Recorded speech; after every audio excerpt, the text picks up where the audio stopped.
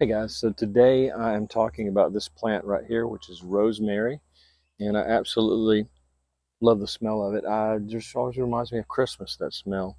It's a very distinctive smell. So anyways, what I'm talking about today is the way to propagate it, the way to take cuttings, the media, the soil media to use, and the type of pots I'm going to be putting it in. There's going to be two different types. So I'm going to start by taking some cuttings. We'll move back into the greenhouse and go from there on creating, I hope, over 50 new plants. One thing to say about this rosemary, I'm in zone 7, and so unfortunately I had a massive, one of the other 4x4 beds was a massive shrub of rosemary, and sadly we had 8-degree temperatures. This is a Mediterranean plant, and it cannot tolerate extreme cold, and so unfortunately the massive plant I had just died. Some people say you can cut it back and it will survive, but I think when the temperatures get that low, down to single digits, it's kind of a hit and miss as to whether excuse me, is a hit and miss as to whether or not it will survive. So I want to make multiple copies of this plant and put them in pots and also in the ground. So if something happens, we have an extremely cold winter, I'll have I'll have multiple pots planted that I can move in and out of the greenhouse, so I'll never have to buy rosemary again. So it's very easy to propagate, but there's just a few things you have to do right. So I'm going to take a lot of cuttings today, and my wife uses this for cooking. And matter of fact, right now she's making rosemary bread because we were talking about that today, and it's one of my favorite things. So if you look closely at the plant, you can see last year's growth and this year's growth. I'm hoping I'll bring you in closer when we get to the greenhouse, but it's darker on the lower part. That's last year's growth, and then you have a lot lighter, more green color at the top. I'm going to snip these and collect both last year's and this year's growth because I'm doing both types of cuttings. Hardwood and semi-hardwood are the newer cuttings. So I'm just going to go down and cut it lower down and just take quite a few cuttings because I'm going to make a massive amount of this. And so I'm going to need to take a lot of cuttings. And it's really easy once you know the trick to get this to work. It's not hard at all. And I'm just going to keep taking cuttings where we can see where the new growth is.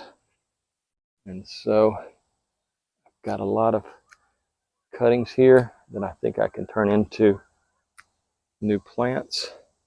And so we've got quite a bit. If I need to, I'll come back out and cut some more. I'm going to add a little bit of water to this so it doesn't dehydrate.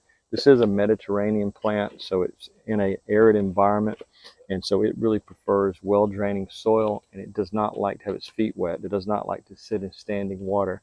So that's one other thing to remember, that this plant needs to have well-draining soil.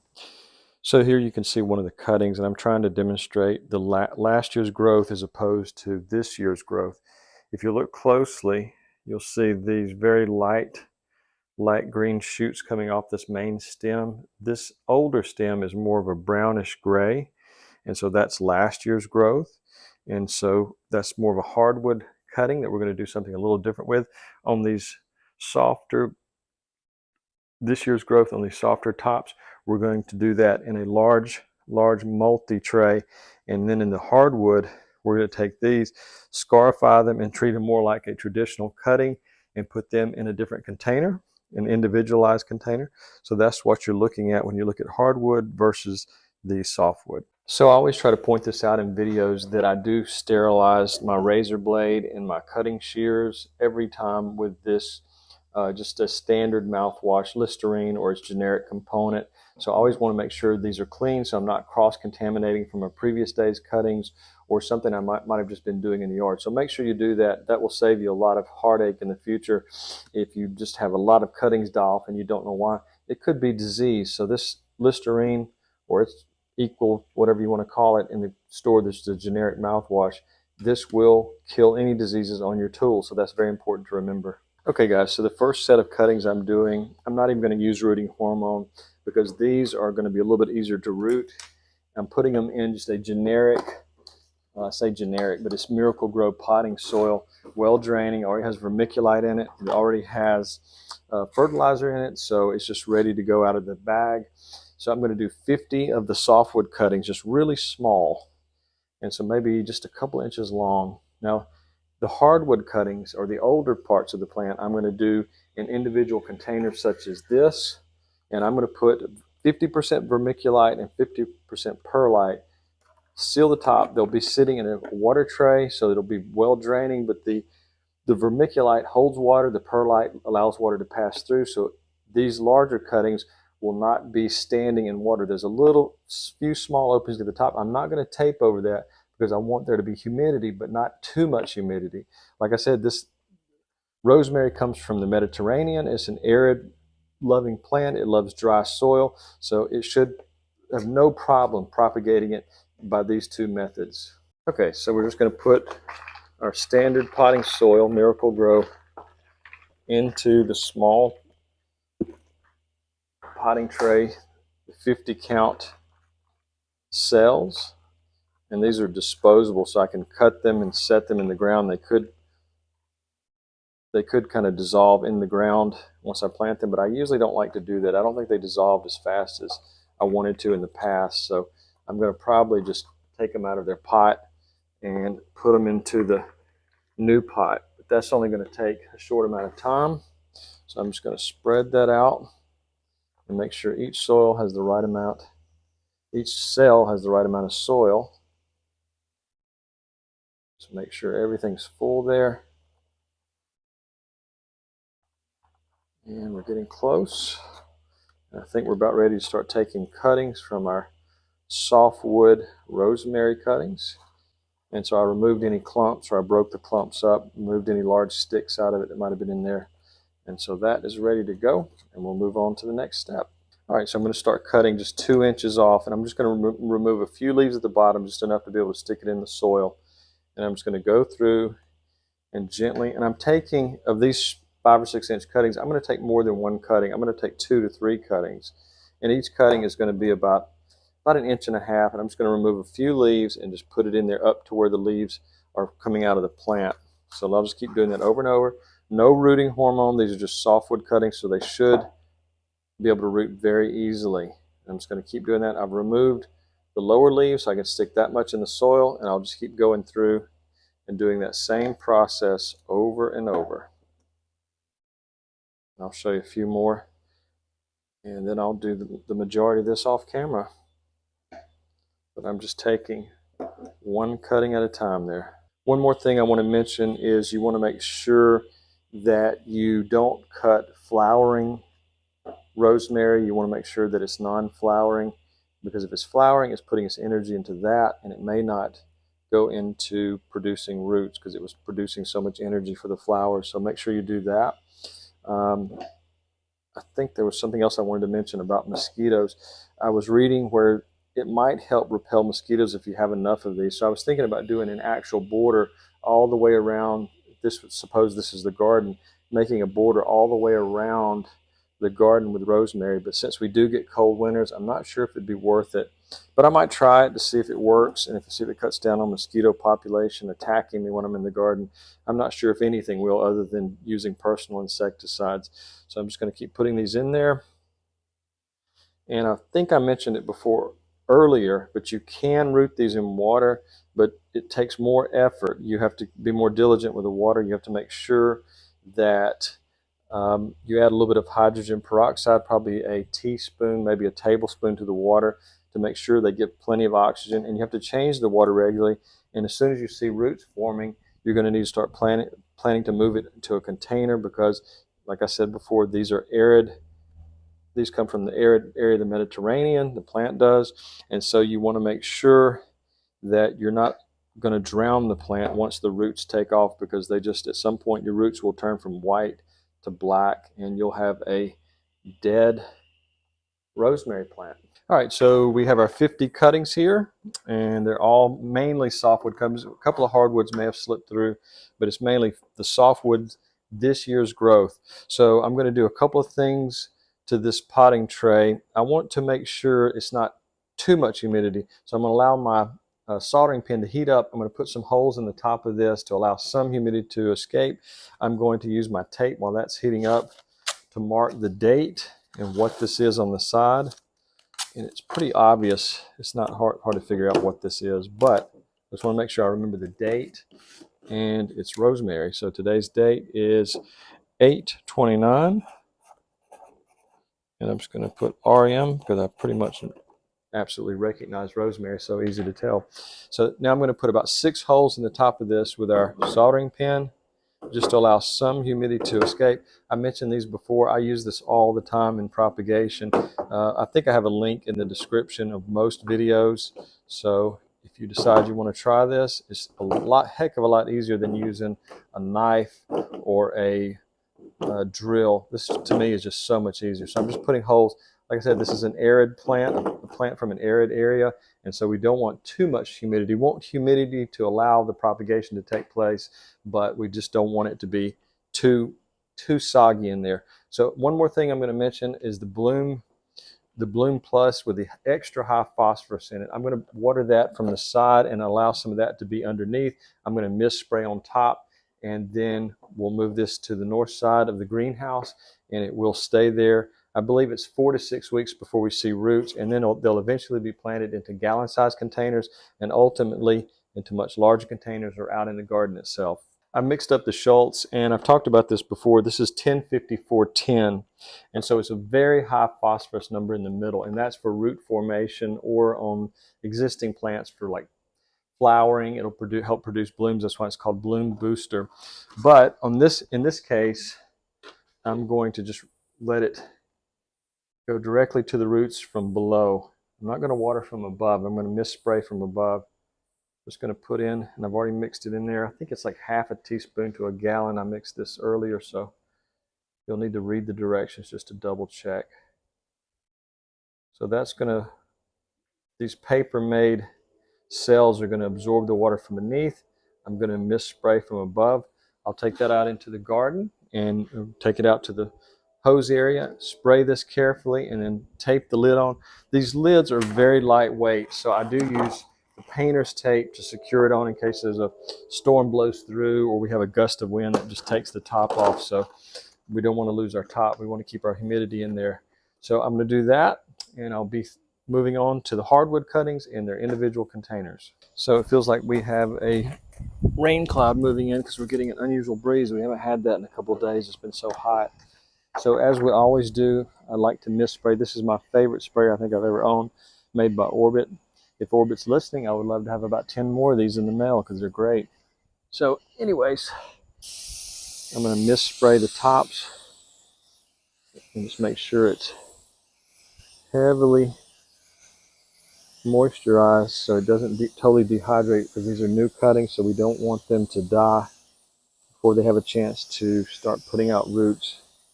So I'm just going to mist spray them, and then we'll put the lid on and tape it. There is water from beneath. I'm just going to check and make sure it's the right depth. All right. I'm going to just put this lid on. I'm going to tape both sides to make sure that nothing like a strong wind can take the top off. And this is made by 3M. It's really a good tape. I purchased some tapes once before that were not made by 3M, and it would not stick properly. I think it was just an inferior product. So that's what we have. Our rosemary is ready to go to the north side of the greenhouse, and we'll do that and move on to hardwood cuttings. All right, we're going to find a space. We are quickly running out of space in the propagation area, so I have plans to build some more areas here, but this is just loaded with cuttings. I must be closing in on 200 cuttings. But anyways, let's go back inside and we'll work on hardwood cuttings from rosemary. For the individual containers, I'm going to use a mix of 50% vermiculite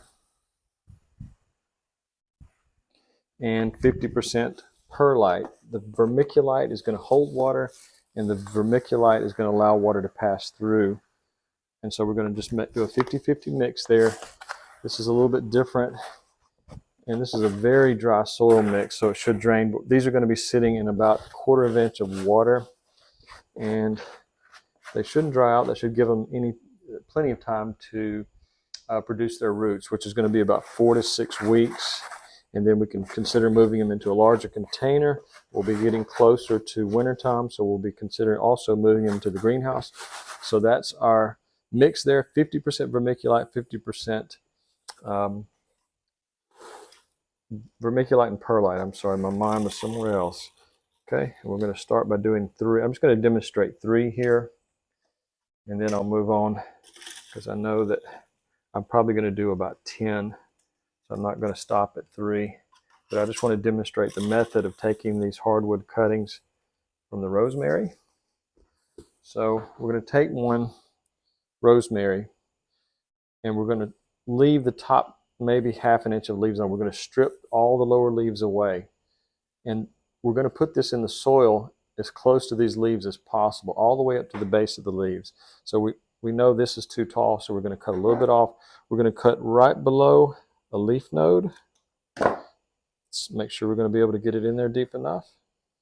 Then I'm going to scarify the base of this about ½ inch to 1 inch, depending on the size of the cutting. I'm going to remove that. That'll help produce roots. I'm going to put it into the rooting hormone, place it into our new potting media. I'm going to use the little humidity dome here. Now these are not holding water. This will drain out of the bottom. There is a small amount of holes at the top that will allow excess humidity to get out. So that's ready for 1, and we're going to do the second one. Just demonstrate it 2 more times. And let's see, which one do I want to use? Let's try this one. Okay, so I'm going to strip away all the lower leaves. I'm going to cut it till it fits to about the right side, right below a node at an angle. Strip away the outer bark down to the cadmium. Dip it into our rooting hormone. Place the top on. If I can find what I did with the tops. Now I might actually do quite a bit more, but just for the video, I'm just going to show 3. So that's number 2. This will need a little bit of tape. These are not very secure. They have a tendency to want to pop off. And let's see, the last one, for the video purposes, I'm just going to take this one, strip all the lower leaves away, leave the top maybe 1 inch. Let's take a look and see. That's going to be too far. So right below a node, scarify the bottom as we did on the first 2. Dip it into our rooting hormone. And there you have the 3rd one. I'm going to tape these on, and on the tape I'm going to write the date, and I'm pretty sure I'll know what these are because they're so obvious, unless it could lose all of its leaves before it produces the roots. So if that happens, maybe I should put rosemary, just RM, to let me know that that's what it is. So that's our 3 we're putting in containers. North side of the greenhouse, no sunlight because it will cook them in these containers. So those are ready to go. I'll move on to the next step, and we'll be almost finished for the day. Okay guys, so I'm using a planter box base for the rosemary cuttings, and it will hold just a little bit of water. I might drill a hole or burn a hole with my cutter so it won't be quite so deep. This is going to be really shallow, maybe 1/4 inch.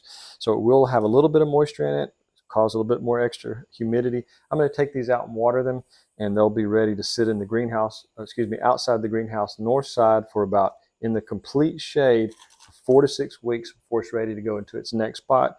We can gently pull on it, and if there's some resistance, we know we have some roots there. So these are ready to go outside. So that's using 2 types of rooting media. One is the vermiculite and perlite, and the other was the general potting soil. However, you can root these in water, and you need something like this, something the size of a shot glass. You're going to put a small cutting in it. The leaves are all out of the water. Only the bottom part of the stem is in the water. And you're going to need to add probably 1/4 teaspoon to something this size, maybe a little bit larger than a shot glass, 1/4 teaspoon of hydrogen peroxide to aerate the water more and give it more of a chance to succeed, kill anything that shouldn't be inside the water as well. Preferably distilled water or purified water, or if you have a nice water filter, that would be good too. So you can do that. I would recommend doing this inside because you're going to have to change the water out probably at least once a week until you see roots forming. Once you see probably 4 or 5 2-inch roots forming, you want to transfer that to the potting media, and then you can move it outside. But to start it in water, I would do it inside because you're going to have to be changing out the water unless you're really diligent in going outside. But I think it's just better to do the water method indoors in your kitchen, maybe on the windowsill. So it's been the end of another very hot August day, and I'm so looking forward to October this year so we can get past this heat wave. But anyways, I wanted to say thanks for watching. I appreciate every subscriber. I hope you'll leave a comment, or if you have any advice or you see something you think could be done in a better way, let me know. I just love the collective mind of the internet so you can learn new things.